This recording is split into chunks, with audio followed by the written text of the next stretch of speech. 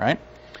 Every time I were to type Cisco at the prompt for password, since all this information is known, Cisco was a known password, plus this salt, plus the algorithm it's going to use, every single time I'd run it through, it ended up with the same string of digits.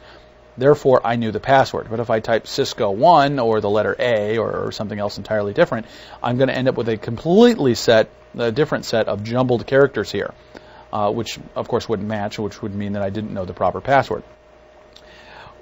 What I'm trying to warn you about this here is this. If somebody gets a hold of this hash, they eventually can figure out your password by simply brute forcing it. If I take the letter A and I try it, I'll find that it doesn't match. Then the letter B, and that wouldn't match, and C, and so on. Eventually I'll get to the word Cisco, and that actually would only take me a few seconds because Cisco's in my dictionary of things I would look for words for passwords.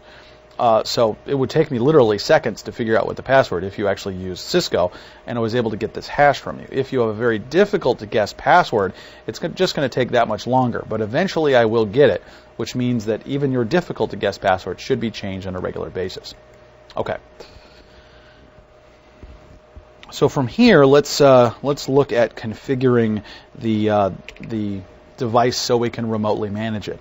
Now this is a layer 2 switch, as we've been talking about in this particular section. You may be asking yourself, why do I need to put an IP address on this device? Well, it's a little difficult to remotely manage it via techniques like SSH if it doesn't have an IP address.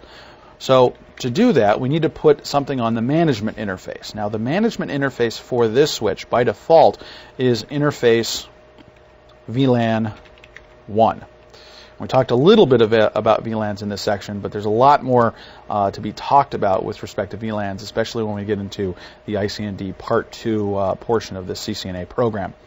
So we will talk a little bit more about that. Another key thing to understand as far as interface VLANs is that on a strictly layer 2 switch, like we're on, this represents a management VLAN. So there can only be one active VLAN interface on this device. If you're on a switch that has routing capability, essentially a layer 3 switch, the interface VLANs operate quite a bit differently. They're used to route traffic from one VLAN to another VLAN. So just be aware that if you're on strictly a layer 2 switch, this interface VLAN thing will operate differently depending on the type of box. A strictly layer 2 box, it's a management network interface, and on a layer 3 capable or a multi-layer switch, it's used for routing between VLANs. Fair enough. So from here, what I need to do is put in the IP address. So IP address. Again, notice the prompt.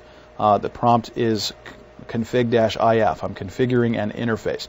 It's always very important to look at the prompt before you type anything. And if I were to impart any real knowledge upon you as you're setting this up for the first time and just learning iOS, I would certainly say this.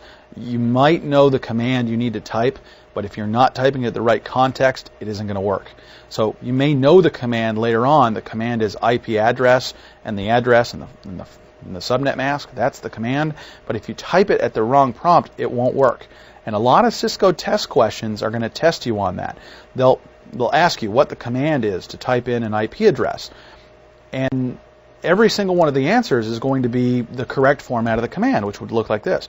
IP address 192.168.10.253, which is the address I assigned for this device, and then a subnet mask of 255.255.255.0.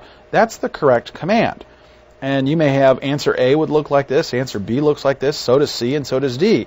The only change is where the context is.